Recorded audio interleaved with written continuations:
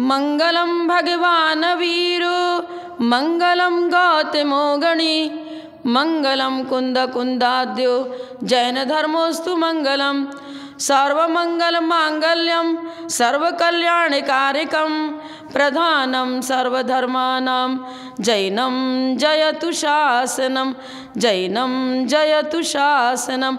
जय बोलो श्री अनंतानंद परम सिद्ध भगवान की, 1000 श्री चिंतामणि पार्श्वनाथ भगवान की, परम पूजाचार्य श्री आदिसागर जी महाराज की, परम पूजाचार्य श्री शांति सागर जी महाराज की, परम पूज्य प्रथम गणनियारिका रत्न श्री 105 विजयमती माता जी की, जैन धर्म की जिनवानी माता की।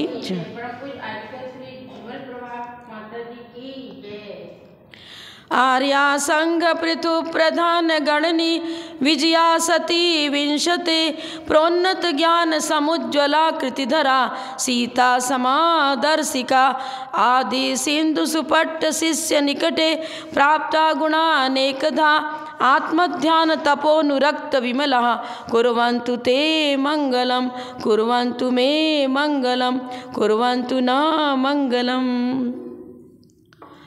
बंधुओं, कल हमने बताया था कि आत्महित के लिए हमें क्या करना चाहिए, गृहस्थ जीवन में रहकर किस प्रकार हम मोक्ष मार्ग को पकड़ें। तो कुंद कुंदाचार्य ने बताया था, दानम पूया मुखम सावय धम्मो तम बिना तहा सोवी झाणत जयम जदि धम्मम तम बिना तहा सोवी। क्या अर्थ हुआ इसका? दान और पूजा ये श्रावक का मुख्य कर्तव्य है। कल एक व्यक्ति ने प्रश्न किया कि प्रायः आज की जनता ये बताती है कि मंदिरों में इतना द्रव्य लगाते हैं, सोना चांदी हीरा मोती माणिक से सिंहासन बनाते हैं, छत्र बनाते हैं और नारियल आदि चढ़ा चढ़ा करके अपनी संपत्ति को वहाँ लगाते हैं। लेकिन वो कहने लग गया, इसकी अपेक्षा तो ज़्यादा अच्छा था कि हम गरीबों को अभयदान दें, गरीबों की रक्षा करें, उनके जीविका का साधन उन्हें प्रदान करें और उनकी सुख सुविधाओं को यदि हम देते हैं तो एक जीवंत तीर्थ की रक्षा होती है। इसका समाधान हमने कल दिया था। आपको ये बताया था कि एक लौकिक अभ्युदय, एक आध्यात्मिक उन्नति उत्थान, दोनों एक अलग अलग विषय है।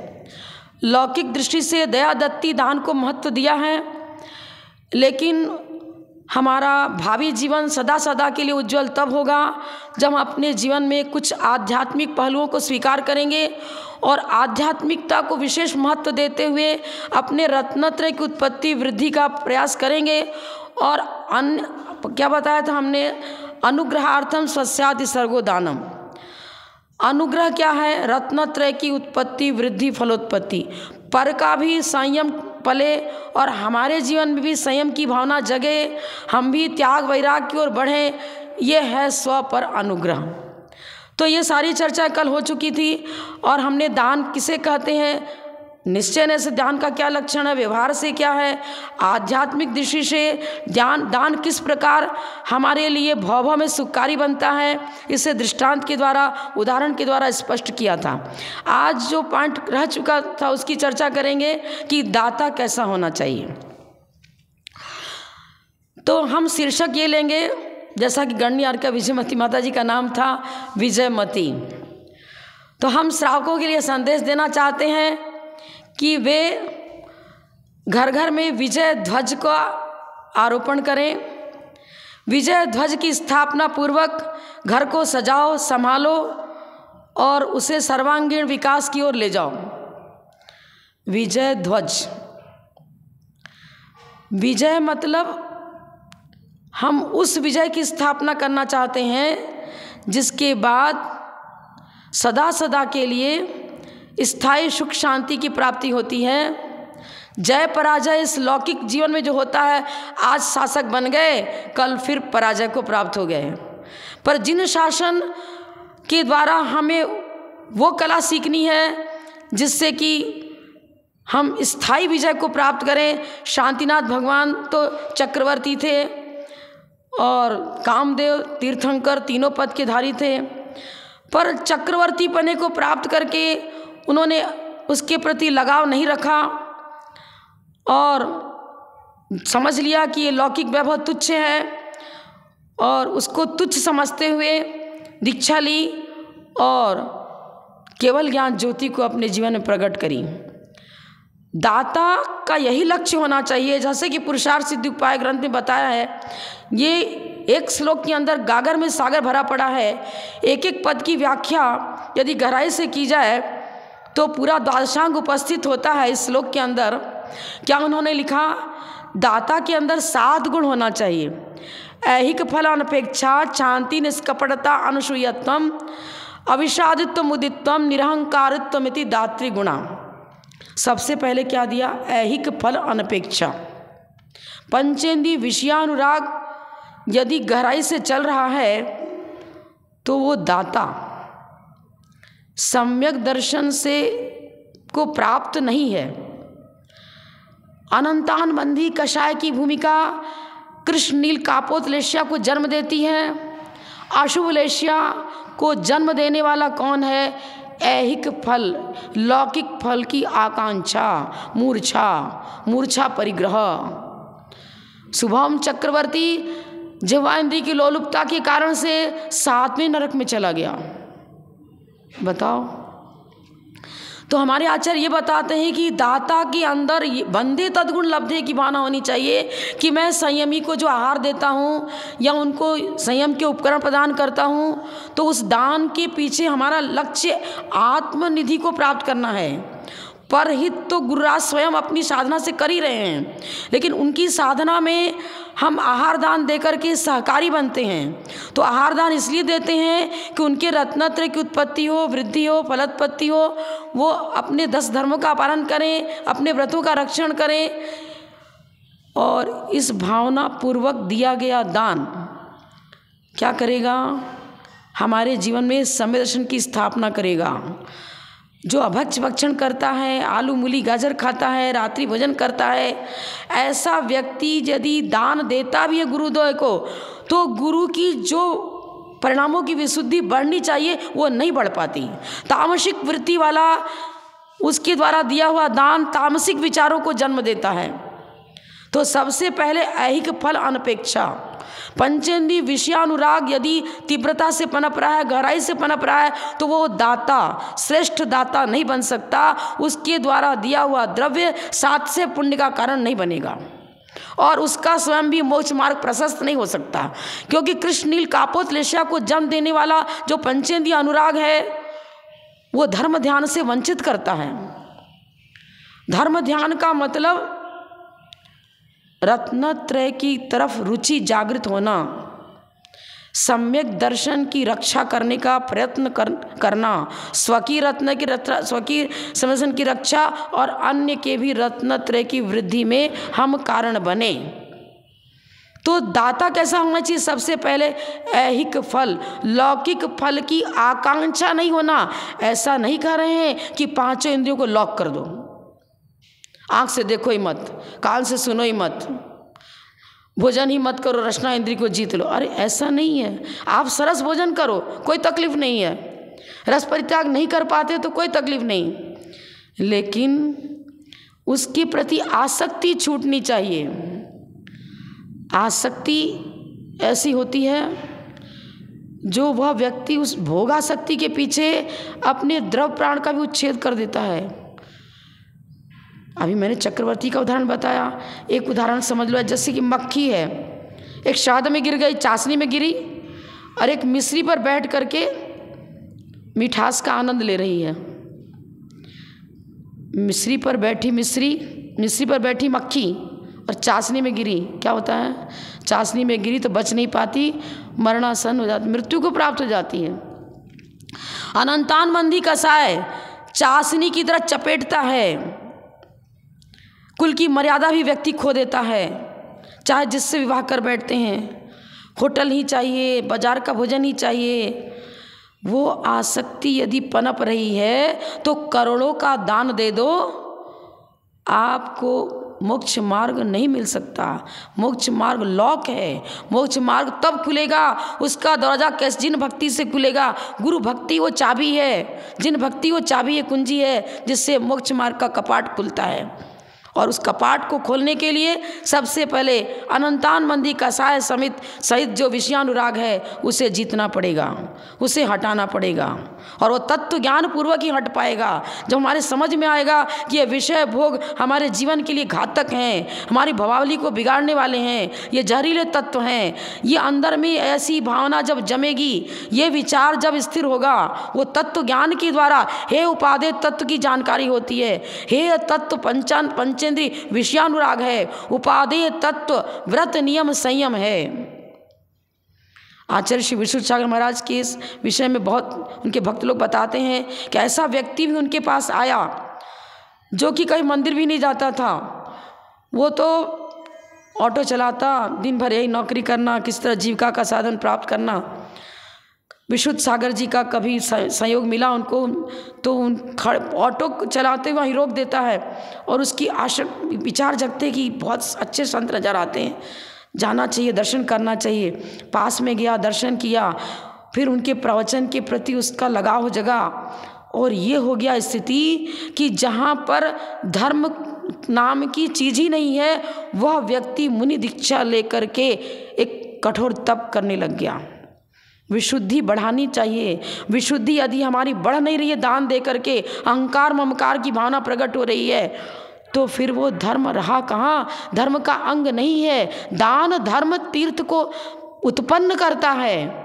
आदिनाथ भगवान ने दीक्षा ली लेकिन दान तीर्थ का प्रवर्तन नहीं हुआ था तो कितने राजा भ्रष्ट हो गए।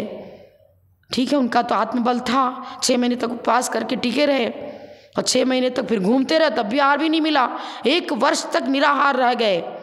लेकिन जिनकी साधना इतनी नहीं बन पाई वो भ्रष्ट हो गए। फिर पुनः दान तीर्थ का प्रवर्तन होने के बाद फिर धर्म तीर्थ पुनः मुनि धर्म प्रवर्तित हुआ इस पृथ्वी पर। तो मुनि धर्म पंचम काल के अंत तक इस पृथ्वी पर टिका रहेगा, लेकिन उसको टिकाने के लिए श्रावक धर्म की आवश्यकता है। श्रावक धर्म का मतलब पंचेंद्रिय विषयों के प्रति आपको अनासक्ति रखनी पड़ेगी, तभी श्रावक धर्म भी निभ पाएगा। ऐहिक फल अनपेक्षा, 5 इंद्रियों के विषय का सेवन करो, लेकिन इन विषयों की आकांक्षा गहरी नहीं होनी चाहिए। भोजन करो मात्र भूख मिटाने के लिए। हम धर्म साधना कर सके इसलिए शरीर बल चाहिए, इसलिए भोजन करो। नेत्रेंद्रिय का प्रयोग करो, लेकिन वीतराग छवि को देख रहे हैं, तीर्थ वंदना कर रहे हैं, स्वाध्याय कर रहे हैं, समितियों का पालन कर रहे हैं। देखिए, श्रावक पहले बीजारोपण श्रावक के द्वारा होता है, उसके बाद मुनि धर्म पनपता है, श्रावक ही मुनि बनता है। एक उदाहरण गणनियारी का विजयमती माता जी दिया करती थी। उन्होंने बताया कि पंचम काल घातक नहीं, घातक हमारी परिणति है। अशुभोपयोग हमारे जीवन के लिए घातक है। पंचम काल ये नहीं कहता कि तुम्हें बाजार होटल का खाना ही खाना है। ये हमारी विषय लंपटता कुमार्ग पर हमें ले जाती है। 10 प्रकार का मुंडन होता है, 9 प्रकार का मुंडन तो गृहस्थ अवस्था में रहकर करना पड़ेगा। वो 9 प्रकार का मुंडन ही ऐहिक फल अनपेक्षा इस श्लोक का विस्तार देता है हमें। 9 प्रकार का मुंडन, 10वें में आएगा केस लोच और फिर निर्गंथ मुद्रा। पंचमी इंदी मुंडा, वच मुंडा, हथ पाय मण मुंडा, तणु मुंडेण विसह्या, 10 मुंडा भरणिया समय, ऐसा कुंद आचार्य ने मूलाचार में लिखा है। पंचमी इंदी मुंडा, वच मुंडा, हथ पाय मण मुंडा, हाँ ठीक है, तणु मुंडेण विसह्या, 10 मुंडा भरणिया समय। श्रावक गृहस्थ अवस्था में सबसे पहले उन्होंने क्या बताया? 5 इंद्रियों का मुंडन करो। अब मुंडन तो बालों को उखाड़ा जाता है, ये 5 इंद्रियों का मुंडन, आप कैसी बात कर रहे हो? आश्चर्य लगेगा आपको तो। नहीं, बहुत गहरा अर्थ है। कुंद आचार्य साक्षात भगवान की दिव्यध्वनि सुनकर आए थे, सिमंदर स्वामी के पास पहुंच गए थे, वहाँ उन्होंने दिव्यध्वनि सुन करके ग्रंथों की रचना करी है। पांचों इंद्रियों का मुंडन का मतलब अशुभ से हटाकर शुभ परिणति में इन इंद्रियों को इंगेज करना, लगाना। नेत्र इंद्रिय का मुंडन, जिनसे वासनाएं जागृत होती हैं, विषय वासनाओं का अंबार प्रकट होता है, विषयाशक्ति जगती है, काम वासनाएं जागृत होती हैं, ऐसे चित्रों को मत देखो। रूप लावण्य को देख करके उस पर इतने आसक्त मत हो जाओ कि नरक आयु का बंद हो जावे, तिरंच आयु का बंद हो जावे। सुंदर रूप लावण्य का मिलना, उनको देखना बुरा नहीं, पर देखो, पर ज्ञान चक्षु पूर्वक अवलोकन करो। नेत्रेंद्रिय तो द्रवेंद्रिय है, देखने वाला जीव है। जीव के अंदर ही जानने देखने की शक्ति है, वही पांचों इंद्रियों का प्रयोक्ता है।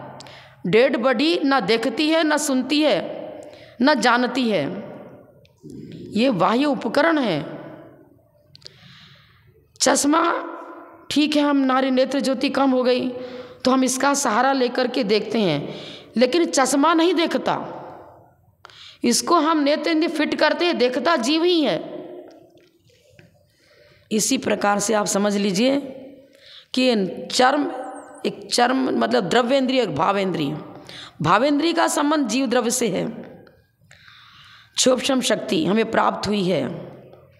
हम नेत्रेंद्रिय का प्रयोग करना हो तो भी जिन शासन के अनुसार, जिन आगम के अनुसार इस नेत्रेंद्रिय को समितियों का पालन करते हुए, अपने व्रतों की रक्षा करते हुए, हमारे जीवन में कोई ऐसा दृश्य उपस्थित न हो, हमारी अंचित भूमि इतनी मलिन न हो जावे जिससे भावी जीवन बिगड़ जाए। हम नेत्रेंद्रिय का प्रयोग जिन भगवान, जिन दिन का दर्शन करें, साधुओं का दर्शन करें, स्वाध्याय करें, तो समितियों का पालन करने में लगाते हैं। नेत्रेंद्रिय को शुभोपयोग की भूमिका प्रकट होती है, धर्म ध्यान जागृत होता है और पाप बंध से छूटते हैं। ये हुआ नेत्रेंद्रिय का मुंडन। इसी तरह कर्णेंद्रिय से, जिनसे देशना लब्धि, प्रवचन सुनते हैं, जिन आगम का स्वाध्याय करते हैं और श्रवण करते हैं, तो क्या होता है, ये है। और जिनसे पाप का बंध होता है, जिससे वासनाएं जागृत होती हैं, ऐसे अश्लील गानों को नहीं सुनना, उधर अपना मन नहीं लगाना, उधर इंद्रियों को उपयुक्त नहीं करना, सन्मार्ग में लगना, पांचों इंद्रियों को सन्मार्ग में लगाना। सन्मार्ग मतलब जिनसे पाप के बंध से छूटते हैं, अशुभ से हटकर शुभ की ओर प्रवृत्ति करना, कर्णेंद्रिय का मुंडन। इसी तरह भोजन करो, लेकिन सात्विक भोजन करो, जीवाइंद्रिय का मुंडन। ये नहीं करे कि रस परित्याग पूर्वक ही खाना पड़ेगा, ही नहीं लगा, प्रयास करो। आप रसीला भोजन करते हुए भी यदि उसके प्रति विरक्त हो, खा रहे, जो मिल गया खा लिया, नहीं मिला तो कोई बात नहीं। दो मित्र थे, दोनों को किसी श्रेष्ठी ने आमंत्रित किया कि भाई मेरे यहाँ भोजन करने के लिए आना है। वो साधु के साथ विहार करा रहा था, तो ठीक है, भोजन के लिए पहुँच गए। लेकिन एक सोचता है, ये सेठ जी बड़े अच्छे हैं, अच्छा मिष्टान पकवान खिलाते हैं, बड़ी श्रद्धा से हम लोग को भोजन करा रहे हैं, इनसे मित्रता करनी चाहिए ताकि प्रतिदिन यहीं भोजन करने को पहुंच जाऊं। और सेठ जी तो चाहते ही हमारे कोई अतिथि आवे, तो ठीक है। और दूसरा है, वो कचौड़ी भी खा रहा है, जलेबी भी खा रहा है, लेकिन खाते हुए विचार कर रहा है, भगवान कब ऐसा समय आएगा जब इस क्षुधा रोग से रहित होऊंगा, पानी पात्र में भोजन करूंगा, नीरस भोजन करूंगा। वो जीव खा तो रहा है, कचौड़ी भी, जलेबी भी, इमरती भी सब खा रहा है, लेकिन चिंतन दिशा उत्थित जिसको बोलते हैं, मोक्ष मार्ग में प्रवर्तन करते हुए भोजन कर रहा है। कब ऐसा मौका मिलेगा जब ये पंचेंद्रिय विषयानुराग छूटेगा, पानी पात्र में भोजन करूँगा, नीरस भोजन करूँगा, कब ये क्षुधा रोग से छुटकारा मिलेगा, जीभ पर जलेबी रखी है लेकिन विचार चल रहे हैं, ये क्षुधा तो रोग है, इस रोग से निवृत्ति के लिए मुझे भोजन करना पड़ रहा है, लेकिन ये भोजन करना एक अपराध है। रोग की निवृत्ति के लिए औषधि का सेवन करना पड़ता है। अनुराग नहीं है, रंच मात्र भी अनुराग नहीं है, मात्र औषधिवत वो भोजन कर रहा है। तो ये रसना इंद्री का मुंडन हुआ। ऐसा नहीं कि एक चीज़ नहीं मिला तो घर में महाभारत बचा दिया, क्यों नहीं बनाया, मैंने कहा था ऐसा ही खाना बनाना चाहिए, मैं तो भोजन घर में करूँगा ही नहीं, अब तो होटल में जब प्रतिदिन भोजन करूँगा। इस प्रकार का क्रोध जागृत होता है तो ये क्या हुआ? क्या हम मनुष्य कहलाने के अधिकारी हैं? मनुष्य कौन है? जो विवेकशील हो, संवर और निर्जरा की करने की क्षमता मनुष्य भाव में ही प्राप्त होती है। और यहाँ भी लौकिक विषयों के प्रति अनुराग नहीं छूटा तो हम मनुष्य कहलाने के भी अधिकारी नहीं। गुम्बटसार जीव कांड में लिखा है, मनुष्य कहते किसे हैं, पहले ये तो समझे मनुष्य भाव मिला तो। मरणंति जदो नित्यम मणे न्यूणा मणु कड़ा जम्मा मणु भवाय तव्य तम्मा ते मानुषा बनिदा।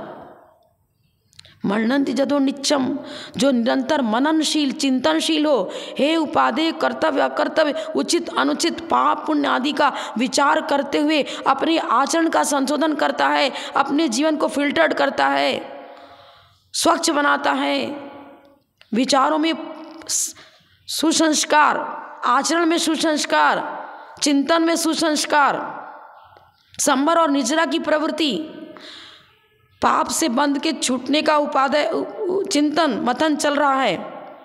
मननंति जदो नित्यम, मननशील चिंतनशील वह है मनुष्य। मनु भवाय तवे, मनु की संतान अंतिम कुलकर नाभिराज थे, उनसे आदिनाथ उत्पन्न हुए। फिर ये कर्म भूमि का प्रारंभ आप सबको पता है। तो कर्म भूमि किसे कहेंगे? जहाँ से मोक्ष मार्ग साक्षात प्राप्त हो सकता है। ये तब मोक्ष मार्ग हमारा खुलेगा जब पहली चाबी पंचमी इंद्री मुंडा, 5 इंद्रियों का मुंडन करो। अमृत चंद्राचार्य दूसरे शब्दों में लिख रहे हैं, ऐहिक फल अनपेक्षा। लौकिक सामग्री का सेवन करो पर मर्यादा पूर्वक, मर्यादित रूप में। भोजन इतना कर लो कि अपच हो जाए, काजू इतना खा लिया कि धीरे डॉक्टर के पास जाना पड़ा, हॉस्पिटल पहुंचना पड़ गया। अरे काजू खाओ लेकिन इतना मत खा लेना जिससे कि कोई रोग पकड़ लेवे। हम सात्विक भोजन करेंगे और लिमिटेड आहार करेंगे, जितना शरीर बल धर्म साधना के लिए चाहिए उतना ही आवश्यक है। मतलब खाने के लिए जीवन नहीं, जीने के लिए खाना। खाने के लिए जीवन नहीं मिला है, जीने के लिए हमें खाना पड़ता है।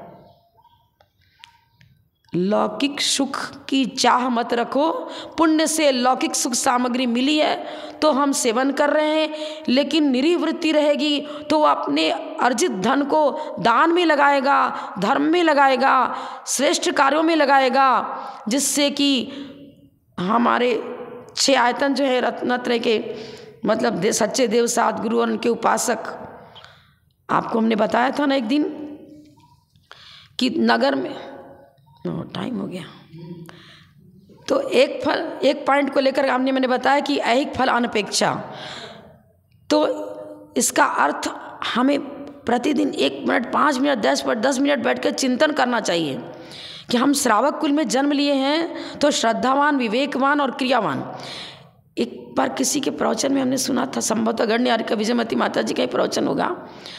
प्रश्न हुआ कि पहले सम्यक दर्शन, फिर ज्ञान, फिर चारित्र हैं, तो ज्ञान को बीच में क्यों रखा? देहली न्याय, देहली पर रखा हुआ दीपक बाहर भी प्रकाश देता है और अंदर भी प्रकाश देता है। ज्ञानोपयोग के द्वारा ही हे उपादेय का बोध होता है और हम अपने सम्यक दर्शन का निरताचार पालन कर पाते हैं। सम्यक दर्शन की उत्पत्ति भी विशुद्धि लब्धि देशनालब्धि के द्वारा ही होती है। तो विवेक के द्वारा ही दोनों तरफ कमांड। सम्यक दर्शन की रक्षा के लिए भी विवेक की आवश्यकता है, चारित्र के निर्माण के लिए भी विवेक की आवश्यकता है। एक और उदाहरण से समझो। मेला में छोटे बच्चों को लेकर माँ बाप पहुँच गए। अब इधर से माता इधर से पिता, बीच में बच्चा चल रहा है। एक तरह से एक हाथ पिताजी पकड़े हुए हैं, एक हाथ माँ पकड़े हुए हैं, ताकि बच्चे की रक्षा हो। ऐसा नहीं कि मेले में इधर उधर घूम जाए, खो जाए, इधर हो जाए। तो क्या हो रहा है, हमारे ज्ञान घन स्वरूप आत्मा की रक्षा के लिए इधर से सम्यक दर्शन, इधर से चारित्र।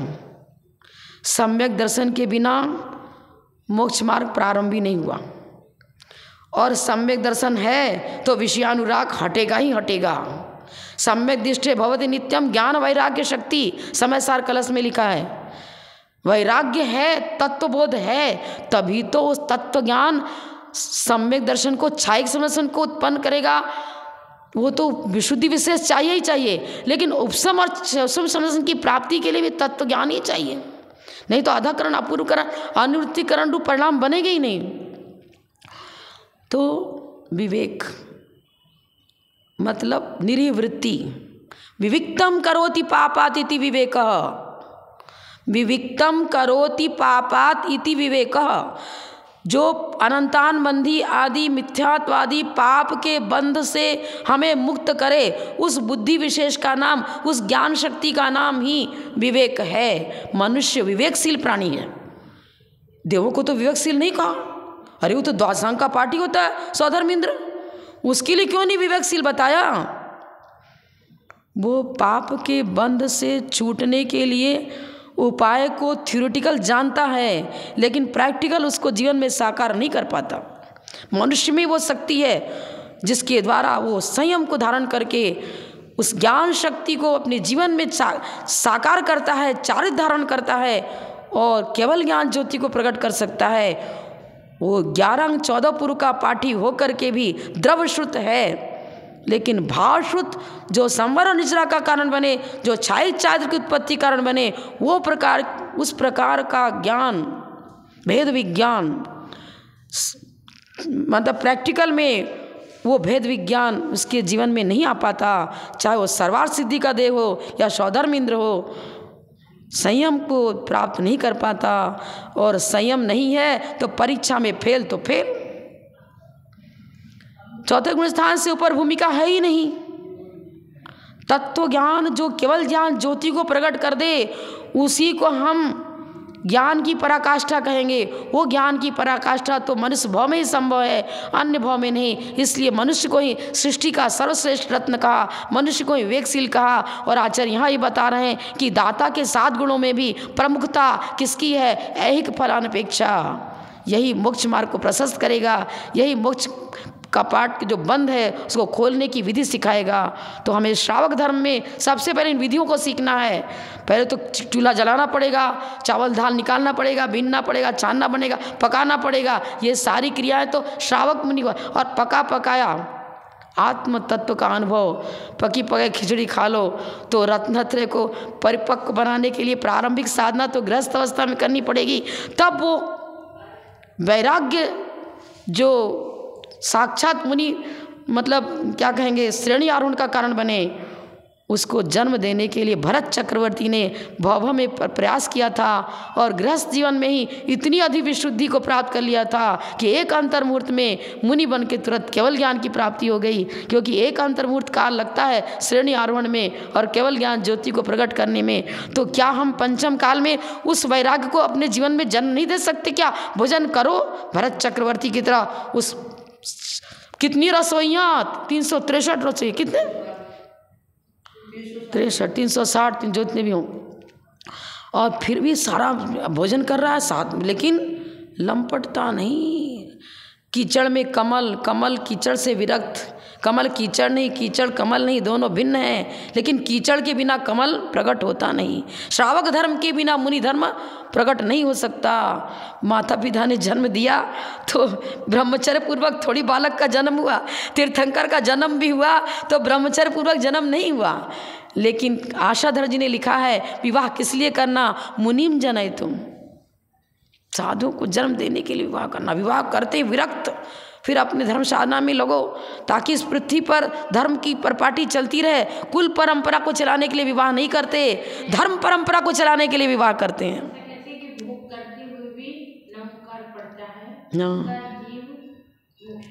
बहुत अच्छी बात है, मतलब हर समय नमोकार मंत्र को भोग करते हुए भी नहीं छोड़ना, चिंतन करते रहना, जिससे कि वो मतलब संसार समुद्र से पार करने वाली नाव को तो नहीं छोड़ा है, डूबेगा नहीं, तिरेगा ही तिरेगा। जय बोलो परम पूज्य प्रथम गणनियारी का रत्न श्री 105 विजयमती माता जी की जय। जय हिंद धर्म की जय। क्या होता है ना, आज ज़्यादा टाइम हो गया।